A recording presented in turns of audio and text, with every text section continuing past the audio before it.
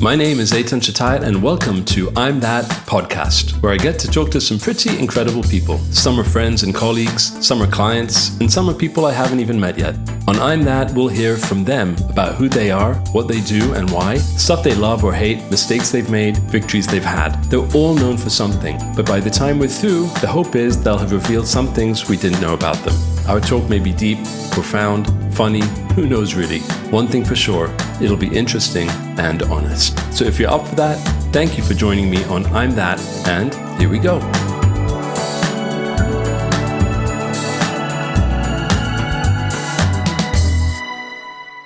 Over the last quarter of a century, William Green has interviewed many of the world's best investors, exploring the in-depth question of what qualities and insights enable them to achieve enduring success. He's written extensively about investing for many publications and has been interviewed about the greatest investors for magazines, newspapers, podcasts, radio, and television. He's also given many talks about the lessons we can learn from the most successful investors, not only about how to invest, but about how to improve our thinking. He's written for many of the world's leading publications, reported from practically everywhere in the world. He's interviewed presidents and prime ministers, inventors, criminals, prize-winning authors, the CEOs of some of the world's largest companies, and countless billionaires. He's collaborated on several books as a ghostwriter, co-author, or editor. One of them became a #1 New York Times and #1 Wall Street Journal bestseller in 2017. He worked closely with a renowned hedge fund manager and personal close friend of mine, who I've even interviewed on I'm That, Guy Spear, helping him to write his much-appraised 2014 memoir, The Education of a Value Investor. Born and raised in London, he was educated at Eton College, studied English Lit at Oxford University, and received a master's degree from Columbia University's Graduate School of Journalism. He lives in New York with his wife, Lauren, and their children, Henry and Madeleine. I'm so very happy to have him here on the I'm That podcast. So it's just funny it doesn't usually happen that you read a book, you finish the book, and you talk to the author. It doesn't really happen to me anyway. So yeah, when it's still in your mind. Yeah, and I felt kind of guilty because I was sort of like, I wanted you to read the book, and I was kind of like, I've done a lot of podcasts recently, and sometimes you do a podcast and someone will say, "Oh yeah, this sounds great. I should definitely read the book afterwards." And you're like, "Fuck, like really? You're gonna read it after? Like, no, that makes no sense." So I was sort of like, so as a repressed Englishman, there was a part of me that was like, I can't say to this guy, read the fucking book. But there's a part of you that's like, no, you've got because I'm a long-time journalist, you've got to read this stuff. I read the fucking book. Okay, thanks. So I was sort of at war with myself over whether just to say, look, you can't have a good interview with someone who spent years writing writing something unless you actually read the thing. It's sort of like I watched your both your TEDx talk and your video this morning and then I was like, oh, that's interesting. Okay, like it gives me a sense of like who you are and where you come from, and it just we could have had a great conversation regardless, but it just deepens your sense, and in a weird way it's like it gives you, I mean, I guess sometimes you would listen to stuff and you'd be like, God, this person's awful, and you'd be like, no, I really don't, but I think it deepens your sense of appreciation. It's a Hebrew word, right? Romamut, right? Like, it gives you a sense of awe for the person. You're like, oh wow, that's really cool what he did, that video. Well, I think that I think it's important to look. You're a journalist. I mean, it's important to do your research. And yes, I read your fucking book, and we're already talking. So I mean, let's not waste any time. I want to dive in, and I'm going to put you on the spot. If you've heard any of my podcasts, then you know that the first question that I always ask. Sure. Oh, so are you recording already? Am I being excessively honest already? Oh, yeah. That's terrible. No, it's not. I think no, you can use whatever you want. I once was talking to Guy Spear about writing my book, and I said, I was saying I'm a bit worried. Like, what if I write things that like I'm going to write things that you're going to kind of not like, maybe like what if I because for example I say that he has ADHD and that he has this beautiful mind, but that he's figured out these ways to create this kind of compound. And he said to me, if there's something embarrassing that you want to say about me, you should definitely say it. And I thought that was kind of wonderful. It was sort of like, it's kind of a measure of the man, right? That if something's so in the same way, if I've just said something terribly embarrassing that I shouldn't have said, that my mother will will listen and be like, God, that's appalling. I can't believe you said that. That's probably good for my soul to have it out there. I don't think that you've said anything embarrassing. I mean, you said that people should do their research, and they should. And I have to tell you that I really enjoyed your book. But before we get into that, I'm going to hit you with a question that I always, test with at the beginning, which is, if you can complete the sentence for me. William Green, I'm that. Yeah, I remembered you asking Guy that question, and so I thought about it this morning, and I kind of wrestled with it, not for very long, for about 2 minutes, because I didn't want it to be a fake answer. And the thing I decided to say is I'm that work in progress, and if I were a little more honest about it, I would probably say I'm that beautiful work in progress. But that's a very uncomfortable thing for me to say, because what I'm trying to say in a sense is I'm a sort of glorious mess of a beautiful work in progress, right? So there's a sense in which I'm working on myself constantly, and I look at myself and I'm like, God, I can't believe you still behave that way, or you still do that, or all of that.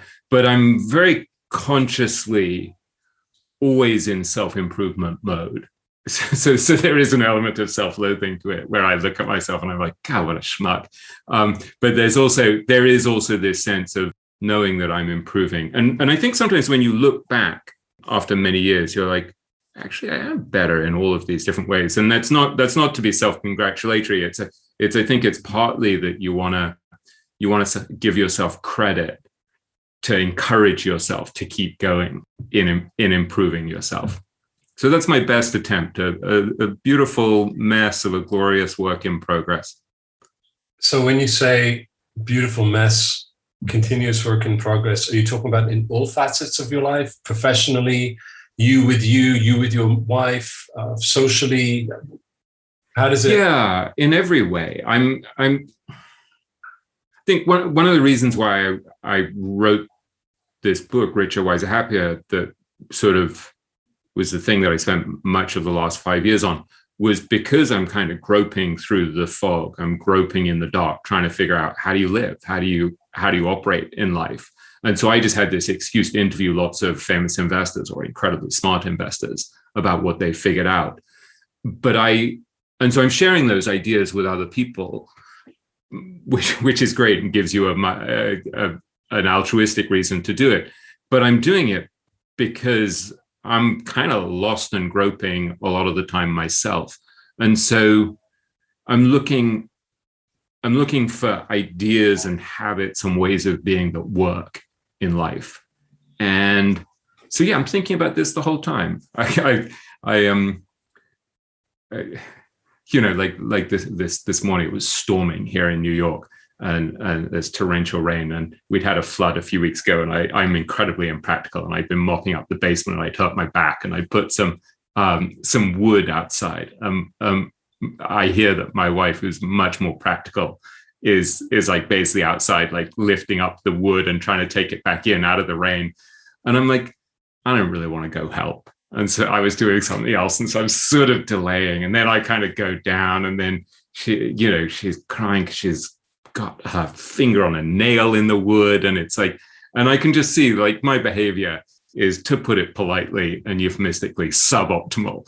So here I am, like, I write a lot about, like, the importance of kindness and compassion and working on this stuff. And it's like, I could just see my own behavior is pretty crap half the time. And so I think I'm flushed even as I'm saying this. There's a gap between what I want to be and what I actually am, or between the words that I utter that sound kind of high-minded and the reality of my actual behavior. And that's just a small example from this morning, right? I want to tell you something on a very personal level. I really didn't want to read your book. Like, I was kind of dreading it, because if you don't know me, but investment, money, richer, wiser, happier, I'm like, fuck off. I didn't want to read it. That's a great plug for your book, Richer, Wiser, Happier by William Green. Yeah, I didn't want to read it. I didn't want to read it. I was dreading it. And I was. Yeah. I really was. Yeah. And I have to tell you, and I'm not just saying this to blow sunshine up your ass, but I read the whole damn thing. And I know that you told me, let's be honest, if you have to read some chapters, read 1, 2, 3, 4, 5, read the epilogue, you'll get a good sense, Eton. I love it when you're on those talk shows and Jimmy Fallon goes, oh, hey, in your book, yeah, I just read the whole thing. It's amazing. Fuck off, Jimmy. You didn't read shit.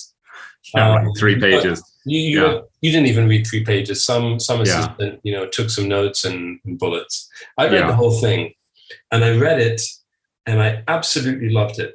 Oh, thank you. Yeah, and the reason that I loved it so much, well, there's a few reasons. One, I want to tell you, where were you 3 years ago in my life when I was having my midlife crisis for an extended few years, where I could have used a lot of this. So thank you very much. A bit delayed. Yeah, I was having my own midlife crisis. Well, and that's one of the questions I wanted to ask you, because this reeks of soul searching. And I love the quote on the cover, and I'm just going to read it, that you chose Rolf Dobelli, who is an author of a book that I'd never heard of, The Art of Thinking Clearly. But he wrote, breathtaking. This book not only teaches you how to invest, it teaches you how to think. And, as a writer, as you sift through many thousands of things that you can put on the cover of the book, then sure, you want a good quote by someone reputable. But it's really about how to think. It's how to have a better life. And I highly recommend that anyone listening just right now just stops and goes to whatever platform you're on to buy books and just pick up a copy and read it, because it's a beautiful book about life, told from some people who could really we could really use in terms of giving us some wisdom. Why don't you tell me about why you wrote this book, like the real reason of why you wrote this book?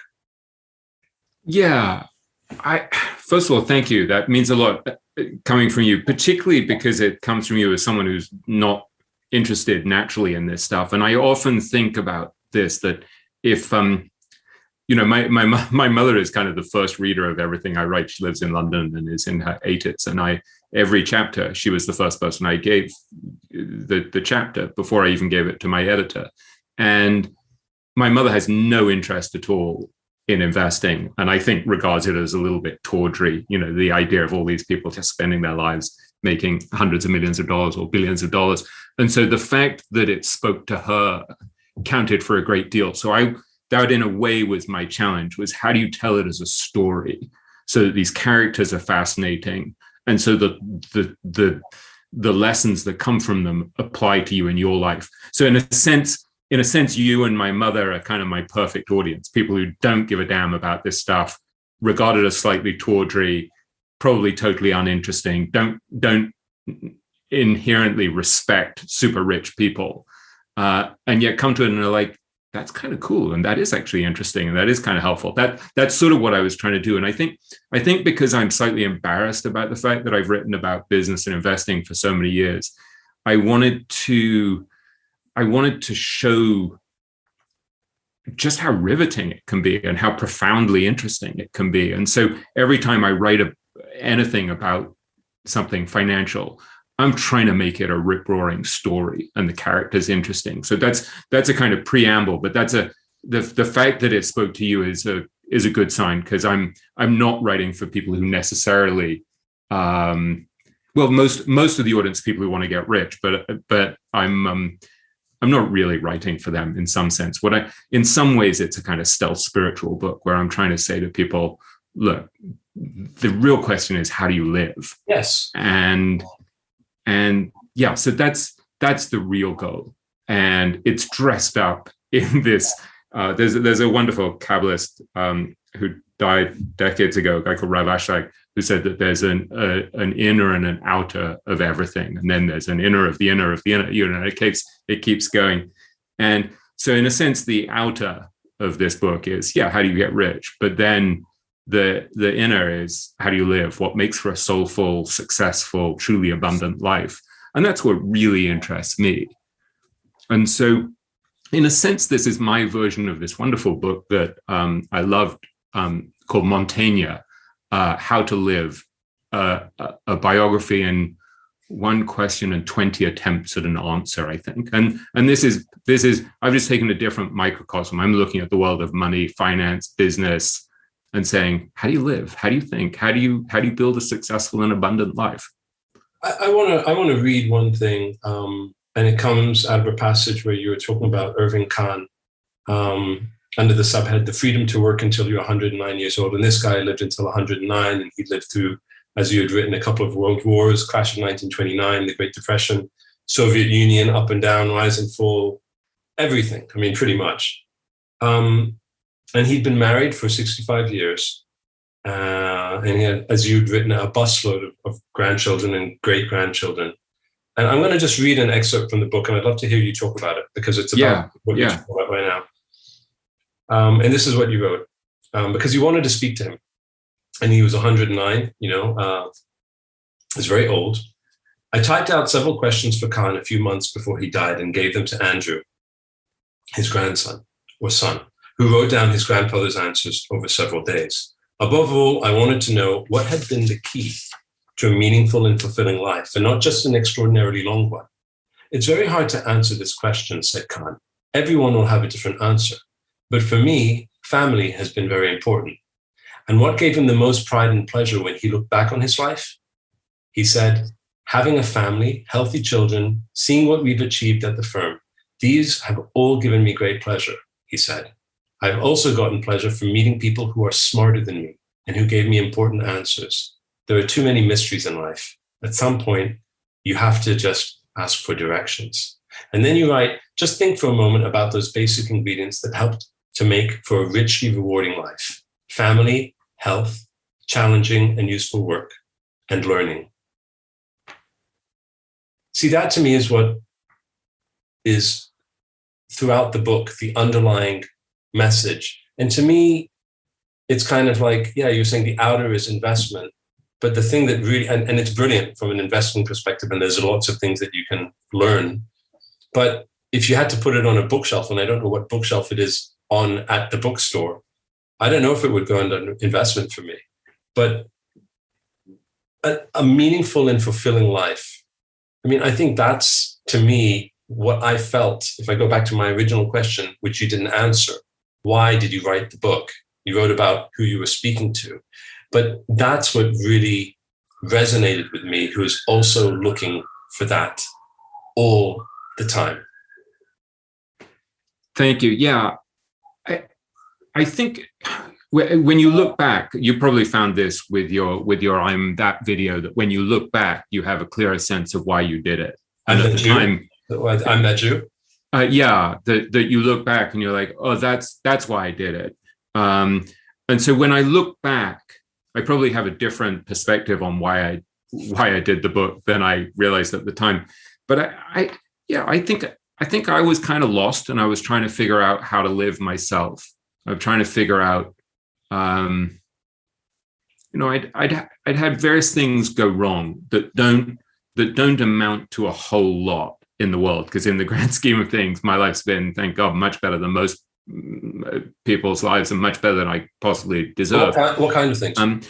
Well, I was a very successful journalist in my youth. I got off to a very high flying start. So I wrote for like The Spectator when which is this great English magazine, when I was about 20, or maybe 21, like really young. Then I wrote for The New Yorker when I was about 22, 23. And I got off to this kind of fast start. And I ended up being the editor of the international editions, the Asian edition of Time magazine, and then the European, Middle East, and African edition of Time. And so I felt kind of like a big shot. And then when I was, I guess, 40, I got laid off in the middle of the financial crisis. And I got laid off having worked probably 70, 80 hours a week for 7, 8 years. It's something that I was really good at. And so then suddenly you're like, oh, wait, so is the world kind of meaningless? Is it just dog eat dog? Is it just Darwinian? Did I just lose a political battle? Or is it just, I made the wrong bet by being in an industry that's kind of collapsing? Because the journalism world was sort of terrible. And even though everyone tells you when you get laid off, it's not personal, it's intensely personal, right? It's like a rejection of you, and you see the people who survive and you're like, but I'm better than them. And so there's this sense of unfairness and victimization. And then it was complicated for me by the fact that I was living in London at the time, which is incredibly expensive. And I had 2 young kids in private school there, and a house that was paid for by Time magazine along with my kids' education. And suddenly you're like, oh God, what am I going to do? What if I can't take care of my family? What if this profession that I thought I was great at just never recovers? And then at the same time, there's a sense of shame, I think, when things fall apart and you're kind of like, and for me, I think it was probably intensified by the fact that my family was there, right? My brother was there, my mother was there. And so it feels like a very public failure. And what you realize, I think, in many occasions in life is that nobody actually cares other than you and your closest family anyway. You feel like you're ashamed, but most people don't even notice. But so for me, this was sort of an existential crisis where I suddenly had to think, okay, so is life meaningless? Did I just kind of fail? Did I just lose? How do I deal with the fact that the world is so uncertain and the fact that the future is so unknowable? How do I deal with my own failure? How do I deal with stress? How do I become more resilient? How do I become financially independent and financially secure? So all of those questions, in a way, are deeply at the heart of Richer, Wiser, Happier. So when I go off and I interview someone like, say, Bill Miller, who I write about, who was probably the greatest mutual fund manager of his generation and was managing something like $77 billion and had beaten the market for 15 years running, what I'm fascinated by is the fact that then he kind of blew up during the financial crisis in 2008, 2009, makes this tremendous mistake and ends up, everyone leaves his funds. Is this the guy that has stocks in Amazon? That is exactly, that's the guy, exactly. Right? So he was an utterly brilliant guy, and his assets under management basically went from $77 billion to $800 million, and he's kind of publicly humiliated, shamed, made to feel like a fool. And Miller is someone who I've been interviewing for something like 90 hours over the last 20 or so years. And so I had written a profile of him back in 2000, probably 2001 for Fortune magazine, a sort of 8-9 page magazine profile. And I interviewed him after the financial crisis, and I interviewed him for 2.5 days, I think, for this book. And so I've seen him through all of this. And so when I went to interview someone like him, I'm literally talking about how do you deal with pain and suffering and embarrassment, and how do you become more resilient? And so there's something deeply self-referential about that when I'm asking him those questions. And I think also because I'm honest about my own mistakes and failings, it brings out a tremendous honesty in the people I'm interviewing. And so he was incredibly candid, for example, about talking about, he's a philosopher. I mean, he's got a very unusual background for a money manager. He worked in military intelligence, he studied philosophy, and he's always been inspired by things like Wittgenstein and William James as a money manager. So he was drawing on Stoic philosophy to deal with his own failure during the financial crisis. So he was saying, look, if you read Epictetus or Seneca or Marcus Aurelius, you can see that what you really need to do is distinguish between what you can and can't control. And so he said, I can't control what people say about me. I can't control my reputation.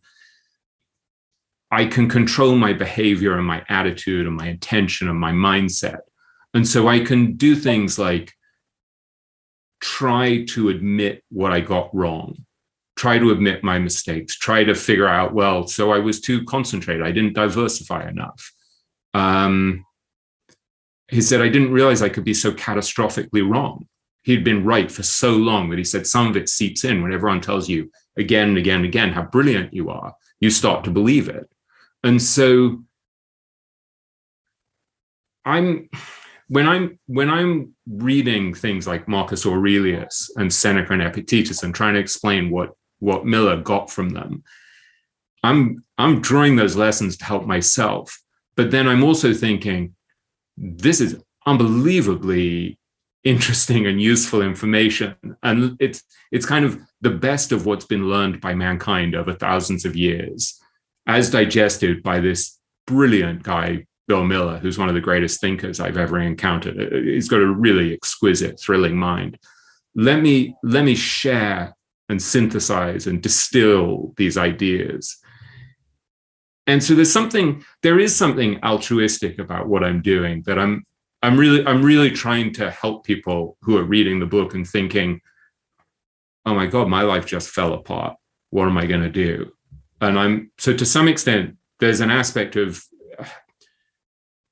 this sounds very self-congratulatory and self-important, and I don't mean it that way, but there are things in the book where I'm like, I could easily cut out this paragraph or these two paragraphs, or maybe it feels self-indulgent, but it's almost like, no, this could be a lifeline for someone. Someone is going to read this paragraph, and there's going to be an idea in there that could actually change their life, that could help them during a really difficult time, or just reorient their life. And so I'm trying to share the most valuable lessons that have been profoundly valuable for me. And I think the stakes just kept going up as I wrote the book, because I started to realize, because I'd done a ridiculous amount of reporting. I mean, I interviewed more than 40 people for the book, but often over days. I mean, there are people, someone like that guy, Bill Miller, I spent a couple of days with him in his office in Baltimore and his home. And that's on top of many days of interviews over the years. So I started to realize I've got something here that's actually kind of priceless. It's an incredible resource, and I better not waste it, because I might actually never do anything this worthwhile again in my life. What if this is my one shot at writing a book that's really valuable? And then COVID came along, and so you start to have an even greater sense of your mortality. So I just thought, let me try to do one thing that's really worthwhile and share some ideas that are actually really profoundly helpful. And so there's a ridiculously overambitious quality to the book, because I'm trying to help people get richer and become financially independent. But I'm trying to figure out these much deeper questions of how do you handle uncertainty? How do you live in a world where your profession can suddenly fall apart, or where, God forbid, a marriage can fall apart, or you can't predict the future and yet you have to make decisions about the future? Well, I think that we all go through what we go through in our personal lives, whether it's us within ourselves, marriage, career challenges, devastation in terms of finances.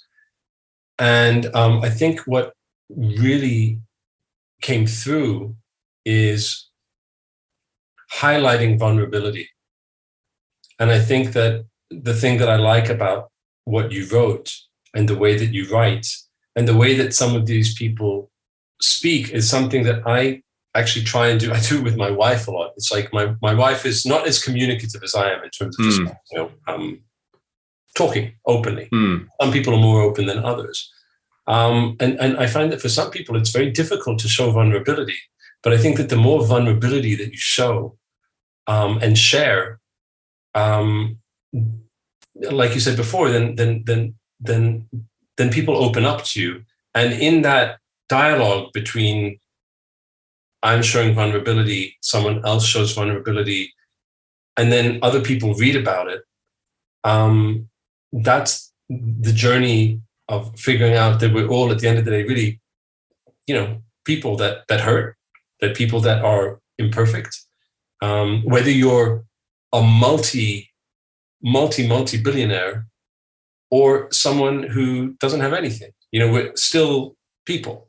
And I forgive me that I forget. I'm not sure if it's Miller, but there was one gentleman who was not what you'd expect from a very, very, very wealthy man, and he had a very basic, very, very, very simple life. The money really didn't, He bought books. Was that Miller? Actually, that was probably Irving Kahn. Who, yeah, he didn't care about fancy restaurants. Oh, that's right. He had no interest even in museums or art or travel. He just bought books, and part of what I was saying, it sounded kind of facetious before when you read that subtitle for that section where it says, you know, what was it? About the ability to work till you're the freedom to work till you're 109. But that was what I was saying is it's about living in alignment with your tastes and priorities and what matters to you. And I thought there was something really interesting about the fact that he had built this life that was true to him. And so he was still commuting to work at something like 107. I mean, I mean, I was thinking about that. Like, okay, you know what I do for a living? I have a branding agency, and a successful branding agency, and I'm very blessed to work with a great team, and for the most part, we have very good clients. But you know, sometimes I'm not happy doing what I'm doing on this particular project, and the reality of being able to you know, and I think you know what I'm talking about, and I think most people were. I'm Guy Spear, who manages that. You know, sometimes like fuck this. You know, I'm not doing what I want to do. Yeah. How do you know that you're doing what you love doing when there are so many points in doing what you're doing that you're not enjoying it, or is it just okay? I hit a hump, you know? And that's what I find that a lot of people that I speak to as well struggle with. They're like, am I doing what I want to be doing, or am I just putting food on the table? And that's something that that's what I was thinking about as I read your book, and especially with him, that he was able to do exactly what he loved. And you could say the same about, let's say, a fisherman who, you know, he loves being a fisherman, and he's poor, but he's happy. So this guy's, you know, he's making shit tons of money, and he's an investor. But, you know, it's not about the money. It's about him loving what he's doing. How do you know, from based on all your conversations with all these people, is there a secret to knowing that what you're doing is actually what you really want to be doing, and not just living in? Yeah, it's a profound and important question. And I spend a lot of my time studying spirituality and philosophy and the like. And so which I think is a higher form of inquiry than a lot of investment writing. So I would answer it from that perspective, where I remember just hearing the spiritual teaching that you're supposed to be asking every day of your life, please show me what I'm supposed to do with my life. It should be a daily inquiry where you're saying, let me fulfill the purpose of my soul. And so it's not a static thing. It's a dynamic, ongoing, unfolding process where you're asking all the time, please, let me fulfill the purpose of my soul.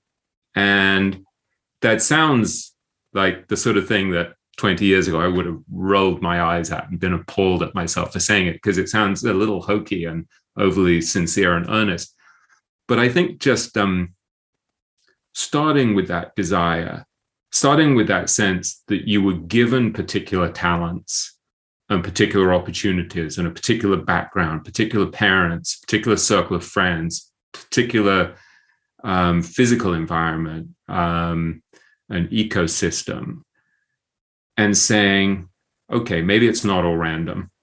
Maybe I should live as if there's a reason for why I've been given these talents and these responsibilities and these abilities.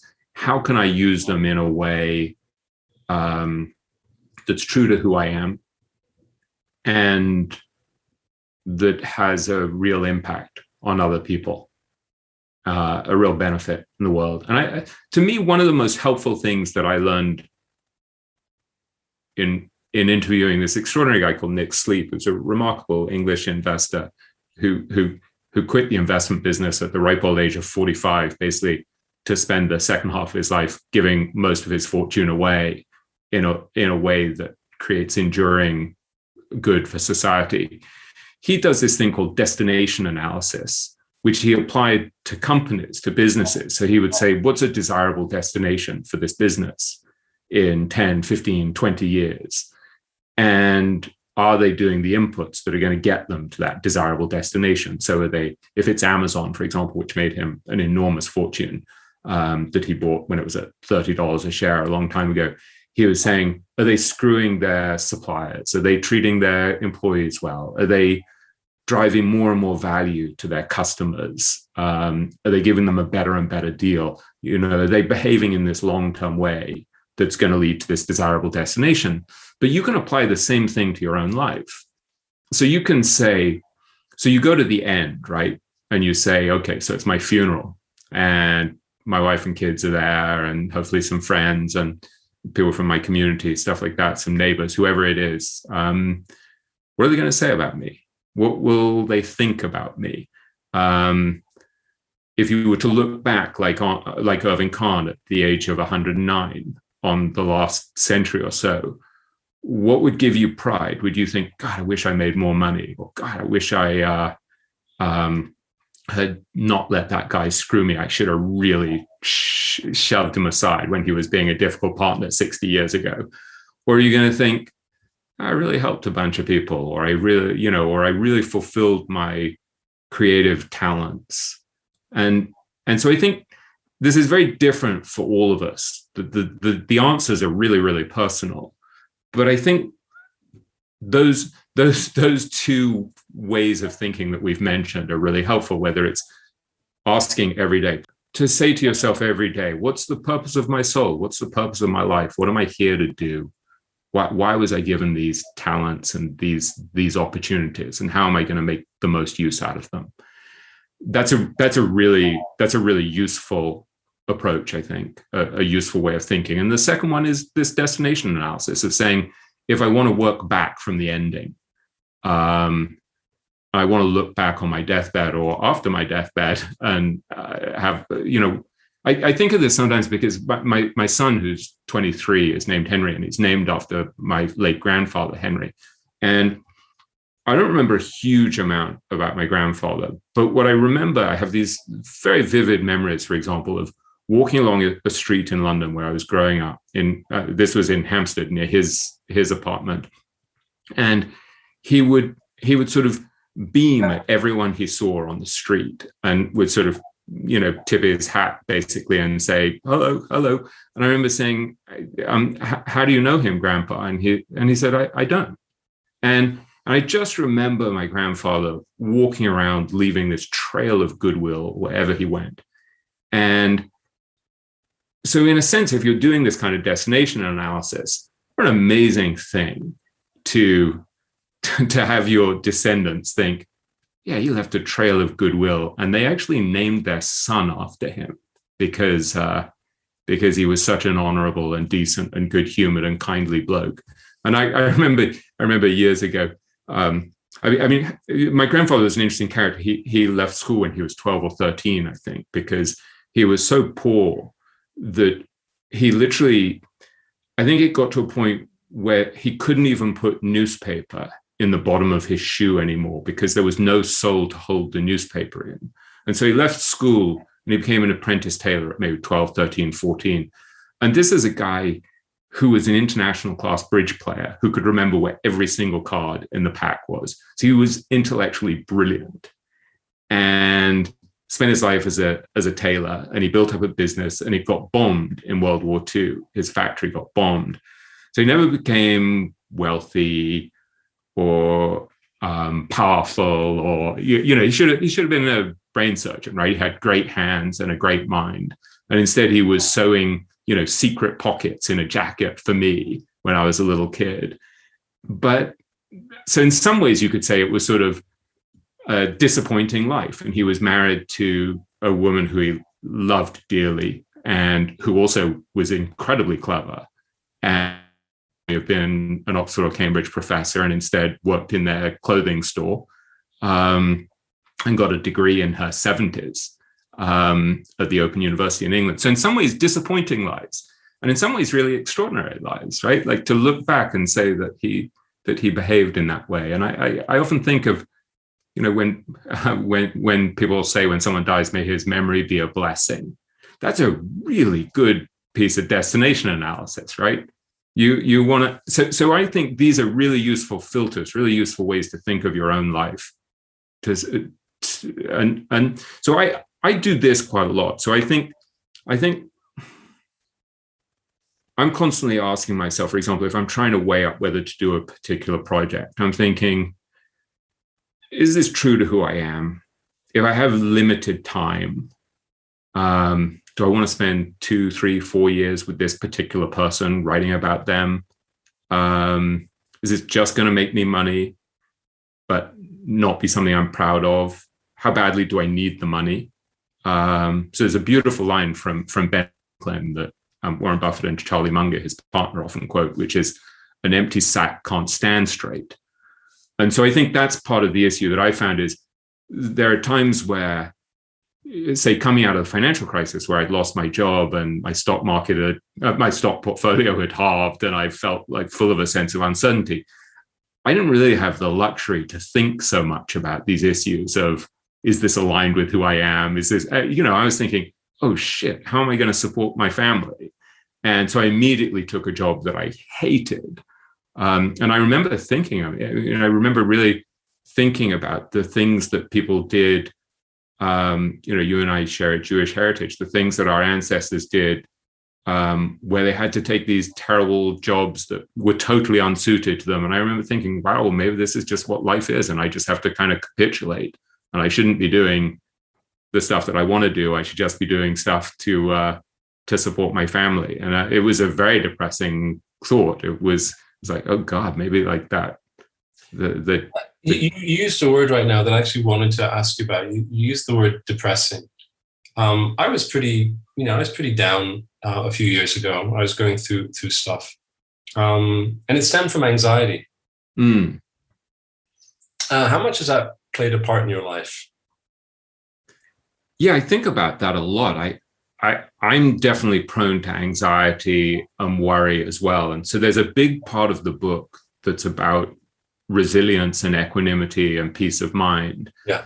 And I spend an extraordinary amount of my time thinking about this and doing stuff in practical terms to deal with it. And I don't know, I mean, if you could see the shelf here, I mean, this is just like the cabinet by the side of where I'm sitting now. It's got like the Upanishads, a book called Primordial Purity by Dilgo Khyentse Rinpoche, Blazing Splendor, another book by Dilgo Khyentse, a book called Genius and Anxiety that Guy Spear told me to buy, that's about Jews and anxiety, The Practice of Groundedness, Mastering the Core Teachings of the Buddha. I mean, that gives you that's a selection of the books that are right next to me because they're things I'm sort of semi-reading at the moment. And so I'm thinking constantly about how do you rewire your mind so that you don't, I mean, there's this beautiful line from Milton, right? The great poet who said the mind can make a hell of heaven or a heaven of hell. That's in the book. Yeah. Yeah, exactly. Paradise Lost. Yeah, exactly. So you can have an incredible life, incredible luxury, external success, Teslas and Porsches, and be utterly miserable. And so this is one of the things I'm writing about in the epilogue of the book, is that if you don't have peace of mind, all of the money is kind of meaningless anyway. And so that's very personal to me. That's me grappling with this question of how do you gain more equanimity, more peace of mind, because it's all an inside job. You do have a great deal of control over this, I think. Well, I think that's especially the epilogue, which I think that was probably my most favorite chapter in the book, because that's when it all kind of like comes together and you really feel the author, you really feel you. And at the end of the day, I suffer from anxiety. I think a lot of creative people do, by the way. I think that's also seeking validation through what you produce and the quest to make more, so that people will experience it the way that you do, and see you and see what's in your mind. And and the fear of not being able to do that, or to fail at doing that. But yeah, I sensed a lot of it's not like I sensed a lot of anxiety, William, in your book, but like I sensed this. I sensed a the fight, the battle to live a richer and a wiser and a happier life is to fight the fear of not doing the things that you don't want to do, which we feel compelled that we should do, as opposed to being brave enough and to pursue the things that you are, like you're saying, what you were meant to do, what your soul was meant to do, to be the person that you were meant to be with, to have the job that you want to have, the family. We all know that family life, the people that you're born into, that can be difficult too. And there's a lot of anxiety in life. And it's interesting, like that one of the things that you wrote somewhere near the beginning, and this surprised me. This is one of the things that surprised me in the book. And I think this was in the introduction when you wrote, something like a lot of what you had said in the book leads you to believe that the true titans of the investment world can help us to become richer, wiser, happier. My goal is to show you how they win both in markets and life by finding countless ways to optimize the odds of success. And it's not just odds of success in, getting wealthier, but it's wealthier in spirit. And I think that the more you can fight the fear, the wealthier you will become in spirit. And that really, really, really, really spoke to me. And there's something that I also want to just bring up, and that's, and this is important to me because I'm also cognizant of time. But Monish Pabrai, who I've heard about from Guy, and Guy and I have friends, and Guy sickens me with how good he is and how nice he is and how generous he is. Yeah. It just makes me ill, really, to be honest with his spirit, because I want to be more like that. Yeah. And he talks a lot about Monish and has spoken a lot about Monish. And I didn't know anything really about him. He just goes on and on and on about him. And I'm like, okay, Monish, okay, fine. I got it. Shut up already, Guy. And then, the man who cloned Warren Buffett, and you write a lot about him at the beginning. And you wrote a memo to yourself, and it was called Lessons from Monish. And I'm going to read it. And these are the rules. When you considered Monish's life and what you should learn from him, and there were certain things that resonated with you. And you wrote, Rule 1, clone like crazy. Rule 2, hang out with people who are better than you. Rule 3, treat life as a game, not as a survival contest or a battle to the death. Rule 4, be in alignment with who you are. Don't do what you don't want to do or what's not right for you. Rule 5, live by an inner scorecard. Don't worry about what others think of you. Don't be defined by external validation. And take a simple idea and take it seriously. Some of the things like clone like crazy, I think that's, more on the investment side, which we can talk about. But I think, rules 2 and, hanging out with the people and treating life as a game and not as a survival contest, and being in alignment with who you are, and don't try to please other people, live by inner, not by outer validation. To me, a lot of those things fit into the fighting, the fight. Yeah. And it's funny, as you were reading them, I was thinking, how am I doing on each of those things? And I can see that there are certain things where I've made progress. And that's exactly what, as I was reading it, and I think that goes back to what you're saying. Like, I think you've got gold in this book, and you've got gold. And if you include some of this gold, you're really going to help people. What I wanted to tell you, when I read that, there's tons of stuff in this book where I took notes, but even that's just one thing that you put that in there. And I'm like, yeah. So you could read all this Buddhist spiritual stuff that's going to help. And what you've done a great job in, and again, this is why I really love this book, and I really want people to read it, is that you've also done a really good job with taking from what people have told you and simplifying it and making it digestible, bite-sized tips that you can literally write down on your Apple Notes on your phone and look at every couple of weeks. And hey, how am I doing on those things? Like you said. And also, you made me really want to meet Monish Patrai because he's inspiring. I tell you one thing that I found interesting in the process of writing the book is that when you simplify things and you really synthesize and you distill them down to their essence, it's a very scary thing because the truth actually turns out to be incredibly simple. And there's a real vulnerability to stripping things back to a degree where it's so simple that you really worry that people are just going to see how banal you are and how unprofound and simplistic your mind is. And there's this kind of exposure.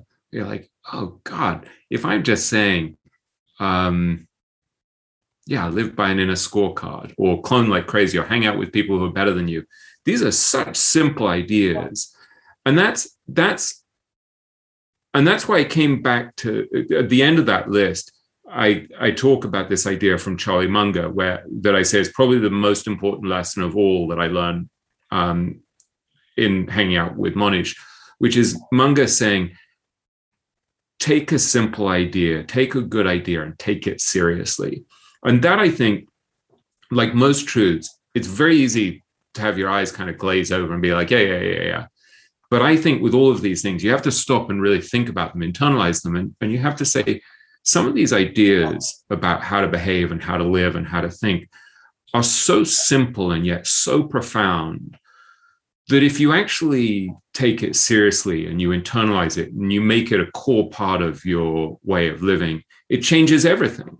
And so I got an email from someone in Israel yesterday who I worked with, who said to me that I told, again, she's someone who's not interested in investing, but I talked to her about Munger, and I said to her, one of the things that Munger says is to have a good partner, be a good partner. And if you want a good spouse, deserve one.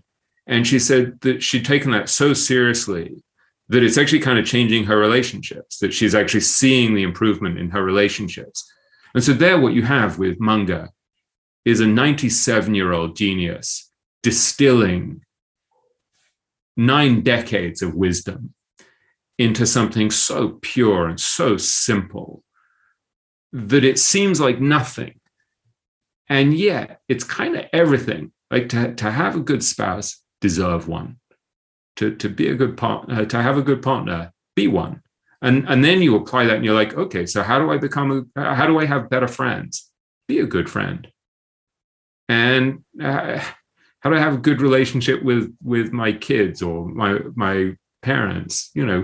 Be a better son, be a better father, and it sounds so simple, but if you actually take these simple ideas seriously, they become kind of life-changing.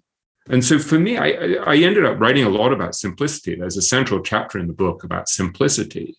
And one of the things one of the things I did is I talk about how, there are 613 commandments in the Old Testament, and nobody knows what they are. Nobody can remember. Nobody can live by all of them. And maybe that's part of the point. And so then we have this top 10 list of the 10 commandments. And then it all comes down, according to Hillel, to, do not do to your neighbor what's hateful to you. And I love the fact that the Old Testament literally sums it up in 3 words, which is, and you shall love your neighbor as yourself. And so that to me is something where because I'm a little bit crazy and I'm reading stuff all over the place, I see that and I'm like, oh, that's really interesting. That's the Old Testament is doing exactly the same thing. Hillel is doing exactly the same thing that Charlie Munger is doing when he's looking back on a half century of his relationship with Warren Buffett. It's the most successful investment partnership in history. And they've created more than $500 billion of value. And he's saying, yeah, be a good partner. That's it. And so I think what's kind of beautiful is that when you read widely and you think widely, you find these master principles that run through every area of your life, that if you actually apply them, they have a profound impact, not only on your investment portfolio, but on your business, on your relationships with your family, on the way you live, on your happiness. And so that in a sense is what I'm trying to do in the book, is say, what are the master principles? What are the things these people live by? So think of something like compounding, right? So this is something where our eyes kind of glaze over. I can see there's probably a part of your brain that's like kind of sagging with dismay, like, oh shit, we're going to have to talk about compounding. But then you think of Guy Spear's application of compounding, which is to talk about the compounding of goodwill. And so if you think of your life as being full of these opportunities to compound goodwill through acts of kindness, that turns out over decades, the impact of that behavior compounded over decades is just overwhelming. Same thing if you adopt good habits with things like exercise and meditation. So the impact of meditating on that particular day is usually pretty minimal. But if you meditate 10, 15, 20 minutes a day for the next 20, 30, 40 years, the impact is overwhelming on your peace of mind. Same if you exercise for 150 to 200 minutes a week. Overwhelming impact over years. And so just that simple idea of compounding kind of reverberates through every area of your life. So if you go back to this question of equanimity that we were talking about, there's something where I read about another friend of Guy's and mine, Ken Schubenstein, who's an extraordinary guy who quit the investment business, quit as a very successful hedge fund manager and private equity manager, to become a neurologist. And one of the things he said to me is, look, we know that there are 4 things that affect the performance of our brain, that are going to make your brain health better, that are going to help you make better decisions. So it's exercise, meditation, good nutrition, and sleep. So that's also incredible ability to synthesize, to reduce the complexity of neuroscience to these 4 lessons. And so if you apply that simple lesson, you say, okay, so when I'm overwhelmed, when I'm dealing with too much anxiety, I need to have these good habits in place, because they're gonna enable me to think better and make better decisions. And one of the things that Ken Schubenstein taught me, which I think is incredibly profound and practical, is he said, you don't want to wait until the crisis to adopt these good habits. Of course, when you're in the midst of a crisis, you want to have those good habits. But he said, you actually want to have them in place before everything goes to hell. And so that to me is a really profoundly practical and beautiful idea, that I want to be building a meditation practice and an exercise habit and good nutrition, which I'm not very good at. I don't think I've had chocolate in at least 45 minutes, but that's only because we've been on this call. You have to develop those habits because they're going to give you peace of mind. And one of the crazy things is I've spent my life full of existential angst. And then when I started a couple of years ago just to exercise routinely, I found so much of my angst disappeared. And it was like, Jesus, here I thought I was being like this profound thinker. And in fact, I just needed to get on a Peloton. And so some of this stuff, again, it's like really simple. And think again of meditation, right? I was reading a beautiful book by a great Tibetan Buddhist master called Chogyam Trungpa Rinpoche, who's a controversial and fascinating character because he also drank himself to death, but was clearly enlightened. And he talks about sitting and just doing sitting meditation. He said, this may in fact be the greatest idea that mankind ever came up with. So think about that, just sitting and breathing, sitting and watching your breath. But you see, when you say that, and you're right with this enlightened person, but then there's the rest of us, where sitting stresses you out. And I know it takes practice and I know that you have to stick with it. But, like I'm that person when I go to to do yoga and everyone's all zenned out and fuck, I'm fucking stressed out of my brain. I'm like, I'm thinking about all the things that you meant to. And I think one of the things is sticking with it, pushing through that. And then it becomes the greatest gift to mankind, But I think that part of the genius of applying these things to your life is, and I think that this is something very personal for me, is it's not just it makes sense what that person is doing. It's like, it makes sense. Try it. You might hate it. Try it again. You'll hate it less. Keep trying it until you cross that threshold into the beginnings of enlightenment. And I think that I needed to say that as you were talking about sitting down. Yeah. Because there's also a buffet of tools and ideas, and you try them and you taste them and you're like, oh yeah, that one, and it has to come at the right time. That didn't work for me. Yeah, or maybe I tried this guy Chogyam Trungpa's way of meditation a couple of years ago, and it didn't resonate for me at all. And then I started trying it again the other day, and I'm like, oh, did I just blow 2 years by like not trying this earlier? And it's like, yeah, there's a beautiful line from Shakespeare: "The ripeness is all." Right, you have to be ripe. You got to be ready for it. Got to be ready. I mean, I think that's part of it, and I think that maybe it's interesting. I mean, how old are you, William? I'm 53. Okay, so I just turned 50. And I think that as you get a little bit older, like our age, maybe like 45 onwards, you start realizing things, and life is fucking hard. It's stressful. There's lots of fears. There's a lot of responsibilities that come with being a parent, with having to provide, with getting a little older, maybe getting a little bit bored of some people, having issues in marriages, kids, all that stuff. And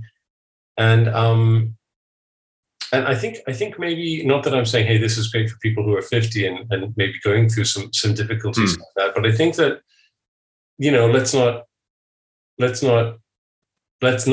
not talk about it. I mean, I think these things are very relevant to people who start starting to become more aware of why they are the way that they are at this stage in their life, because you start thinking about that stuff. It's not like when you are 20 years old, although a lot of these things I think would speak to people who are younger as well. I think there's a kind of second adolescence that comes in middle age. So when I was a very depressed teenager, and I think, I was at boarding school in England, and there was literally a thing called lockup at 6:15 every night. And I mean, it was pretty intense. And I think I would have been miserable anyway. But yeah, that probably exacerbated it. But then middle age, I think there's kind of this second adolescence where you're suddenly like, either everything worked out that you wanted, and you're still like, well, that didn't quite do it. I'm still stuck with myself, and I'm still flawed in all of these ways, and still have lots of existential angst or whatever. Or it didn't work out, and you're like, oh my God, that's kind of disappointing. So what am I? And so this is desperately overgeneralizing, but I think there's some, in the same way that you're slightly lost and trying to find your position in your teenage years, for me anyway, in my 40s and 50s, and hastened by losing my job as an editor when I was 40 and my profession melting down, it hastens this kind of self-examination where you have to say, so what does work? So for me, part of what happened is the first half of my life, hopefully the first half, we'll see this hubris in saying that. Part of what happened in the early years of my life was everything was built on ego, right? It was like, I'm going to impress all of these people. They're going to see how smart I am and how successful I am. And, I'm going to be this kind of master of the universe. So it was all built on fragility. It was all built on a desire for external validation, in a way, to make me feel better inside, which I think is partly a result of that English education, although partly also our wiring. And when things kind of fell apart when I was 40, then I had to either say, well, it was all meaningless and I just kind of become a nihilist and depressed, or in my case, oddly, I went from being kind of somewhere between agnostic and atheistic to being increasingly spiritual. And my life has become much, much more meaningful over the last 13 years. And I think I'm wary of saying this because I don't want to sound like a proselytizer, but I think for me, it deepened everything, because I started to want to be successful, not just for my own ego, although there's still a big aspect of that. But it started to be more, it's very hard to say this without being sort of self-righteous. There's a guy who's a teacher of mine who just would say over and over, he said, you need to be saying to yourself all of the time, how can I be a conduit and a resting place for the light? However you want to see that, for goodness, for kindness, compassion. You want to be in some ways a conduit and a resting place for good stuff in life, a force for good. And I don't think I spent a whole lot of time in my youth thinking about how to be a force for good. I think it was all kind of a survival mechanism. How do I make myself look better than this person? How do I attract the girl? How do I get the promotion? How do I get more money? It was very much fear-based. And so I think increasingly it's shifted, and it's more about, I don't know, again, it's very hard to say this without sounding self-righteous, but I mean, this is partly what I'm trying to write about when I write about someone like Arnold Vandenberg at the end of my book, is that I think he embodies this. Here's a guy who, for example, when he looks at, he says, look, the greatest thing that the money has given me is that it enables me to share with other people. And he's someone who, grew up in hiding during the Holocaust. And so he's had this extraordinary transformation in his life. But really, all he's doing is sharing and lifting up other people and taking care of other people. And so I think that's part of, I'm saying this in a very inarticulate way, but that's part of what I'm groping towards, is this sense that people like Charlie Munger and Arnold Vandenberg, whatever their flaws, or Irving Kahn, they point the way towards what a more meaningful life is all about. And so my early days of it all being built on my ego, I sort of saw demonstrably that didn't work. And so I could so when it fell apart, I could look at it as like, that's a curse. But it's like, no, it was an incredible blessing, because you look back at that period and you're like, okay, that didn't work. So now what do I do? How do I rebuild on a better foundation? And I think I just got lucky that I've had incredible teachers and role models and stuff that I can look at and be like, oh, that worked. And one of the things Munger says, he says, I observe what works and what doesn't work and why. So there's something about the great investors that they're these ruthless pragmatists, that they just care about what works. I'm a huge Prince fan. And there's a song called "Let's Work," and one of the repeated lyrics are, "You're willing to do the work." And I think luck plays a big part in a lot of what we do. But to your credit, sir, you're doing the work, and I appreciate that, and I appreciate your gift. I think this has been one of my favorite podcast conversations. Oh, thank you. I could talk to you all day, and I think we'll have to do this again. I would like to thank you for just being here with me. I would like to again reiterate that anyone listening, please do yourselves a favor and go out and buy this incredible book by this wonderful man, Richer, Wiser, Happier, by William Green.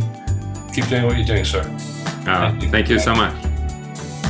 Well, that's it. Thanks for listening to I'm That Podcast. Go ahead and subscribe to the show on iTunes, and if you'd like, leave a rating and review.